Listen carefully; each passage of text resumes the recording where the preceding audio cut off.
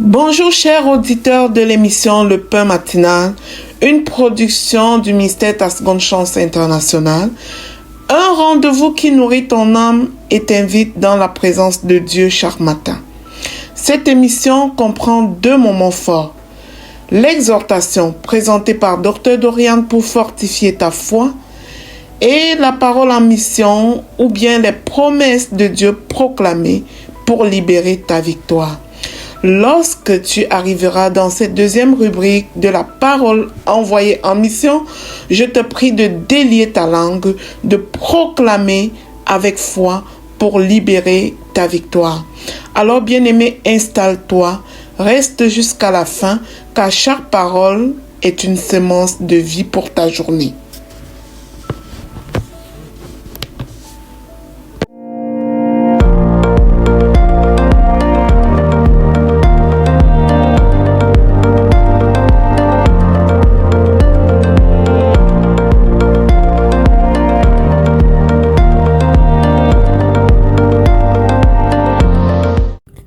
Bonjour chers serviteurs audacieux, bienvenue dans la rubrique Exhortation de l'émission Le Pain Matinal, je suis Dr Dorian. Alors aujourd'hui notre thème c'est lave aussi les pieds des autres. Alors bien aimé, on s'inscrit dans un contexte de célébration de la Pâque où le jeudi saint Jésus ayant partagé le repas avec ses disciples, voilà, décide aussi de laver leurs pieds. Et au départ, on voit Pierre qui refuse. Simon-Pierre qui refuse. Non, ne me lave pas les pieds. Parce qu'il estime que oui, tu es Jésus, tu es le Messie, tu es le Christ. Comment un plus grand que moi pourrait me laver les pieds? Comment mon maître pourrait me laver les pieds? Et une chose qui m'a particulièrement marqué, c'est que Jésus lui a dit, si je ne te lave les pieds, tu n'auras point de part en moi. Et cela m'a rappelé aussi parfois cette notion d'orgueil spirituel, où parfois nous venons devant Dieu et nous ne nous laissons pas complètement humilier devant lui, dans sa présence, où nous ne nous laissons pas complètement laver par lui, tel que Simon-Pierre pouvait dire à Jésus, non, ne me lave pas.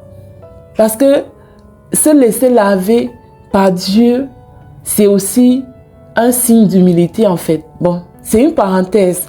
L'idée ici, c'est de nous aider à laver les pieds des autres. L'exhortation, c'est de nous entraîner, a pour but de nous aider à laver les pieds des autres. D'accord? Laver les pieds des autres. Parce que parfois, nous nous disons, c'est elle qui doit faire pour moi. Moi, je suis le leader. Je suis le chef. Et on doit me servir. Cet employé doit m'obéir. Cet employé doit me servir. Mais en aucun moment, on ne se pose la question, comment est-ce que je peux, comment puis-je être aussi au service de cette personne? Comment puis-je montrer à cette personne que elle compte réellement? Et Jésus, du haut de son statut de Dieu, ne s'est pas retenu en fait, ne s'est pas retenu à laver les pieds de ses disciples. Et c'était un modèle, un exemple qu'il voulait nous montrer. Parce qu'il pouvait dire dans Jean 13, verset 14, « Si donc je vous ai lavé les pieds, moi le Seigneur et le Maître, vous devez aussi vous laver les pieds les uns les autres. Car je vous ai donné un exemple, afin que vous fassiez comme je vous ai fait. » Et il continue en disant, en vérité, je vous le dis, le serviteur n'est pas plus grand que son Seigneur, ni l'apôtre plus grand que celui qui l'a envoyé. Donc, peu importe votre grandeur, peu importe votre statut, le Seigneur nous invite à nous humilier, à être au service l'un de l'autre dans l'amour. Il y a d'ailleurs un verset qui dit que le plus grand de tous soit celui qui sert, que le plus grand parmi vous soit celui qui sert. le plus que tu vas être grand, le plus que tu vas être élevé, le Seigneur t'invite à te rabaisser pour servir ceux qui sont en bas de toi, pour servir ceux qui sont autour de toi. Donc ça, c'est l'exhortation de ce jour, c'est l'invitation à laquelle nous sommes tous appelés. Et une dernière chose qui m'a marqué, c'est que Jésus a lavé même les pieds de celui qui allait le trahir.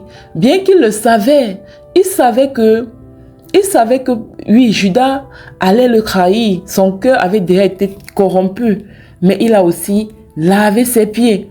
Parfois, nous devons être amenés à faire du bien à ceux qui ne nous aiment pas. Parfois, nous devons être amenés à faire du bien même à nos ennemis. Mais nous le faisons pas pour plaire à ces personnes, mais à cause de l'amour de Dieu rempli dans nos cœurs. Sur ce, je vous souhaite de passer une bonne journée. Que le Seigneur vous bénisse abondamment. À demain pour une autre exhortation. Shalom, shalom.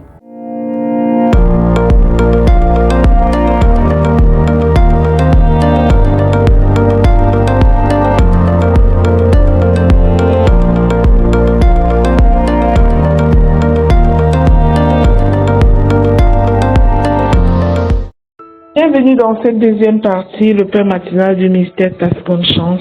Ici Lina pour la parole proclamée, déclarée. La parole que nous avons ce matin est la suivante. Nous qui étions morts par nos offenses, il nous a rendus vivants en Jésus-Christ. Bien-aimés, il y a une différence entre exister et être vivant. Il y a des personnes qui existent, mais qui n'ont aucune vie. Ainsi, le Seigneur Jésus veut pour nous la vie, mais alors la vie en abondance. Avant Christ, la Bible dit que nous étions morts. Pas physiquement, mais spirituellement. Nous existions, mais nous étions sans direction, sans lumière, sans véritable vie. Mais Dieu, dans sa miséricorde, n'a pas attendu que nous changeons de nos propres forces. Il nous a rendus vivants au travers de l'acte de la rédemption, de ce qui s'est passé à Golgotha. Cela signifie que ta vie actuelle, ma vie actuelle, n'est pas une réparation, c'est une résurrection. Tu n'es pas une version améliorée de ton passé, tu es une nouvelle créature, dit la Bible. Alors Jésus veut pour toi de la vie, mais de la vie en abondance. Et j'ai une question pour toi. Si tu le sais, pourquoi continuer à penser comme quelqu'un d'ancien schéma, comme quelqu'un du passé, dans ses fautes, dans ses dégâts? Pose-toi la question de savoir qui es-tu maintenant, en ce moment que Jésus t'a redonné la vie.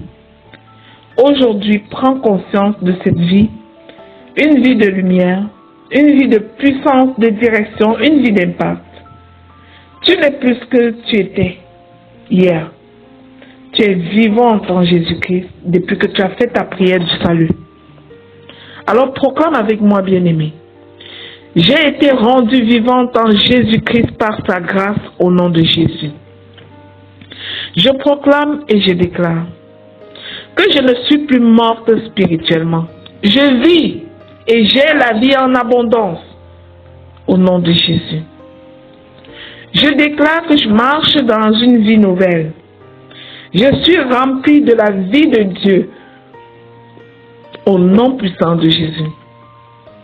Je proclame et je déclare que mon passé n'a plus de pouvoir sur moi. Je vis selon la réalité de Christ en moi, au nom de Jésus.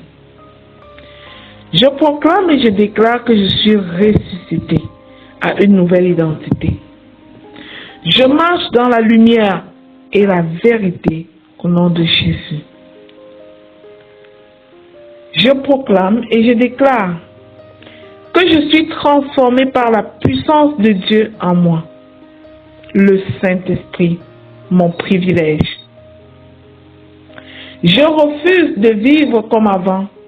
Je suis connecté à la vie divine au nom de Jésus. Je porte en moi la vie de Jésus-Christ, mon Seigneur. Je vis avec sa force, sa clarté et sa direction au nom puissant de Jésus-Christ. Alors, bien-aimé, répète, je vis avec sa force, sa clarté et sa direction au nom de Jésus. Car je vis pour accomplir ses desseins. Je vis pour accomplir la destinée qu'il a prédestinée d'avance. Je vis pour la louange de sa gloire au nom de Jésus. Je déclare que je suis renouvelé chaque jour. Je manifeste la vie de Dieu autour de moi et ceci pour la gloire de Dieu. Shalom.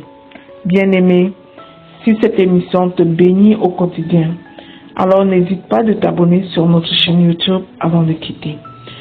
Tu peux aussi aller télécharger l'application Le Pain Matinal sur Play Store pour avoir à bout de main, à portée de main, chacune des proclamations que nous ferons, chacune des exhortations que nous faisons ici.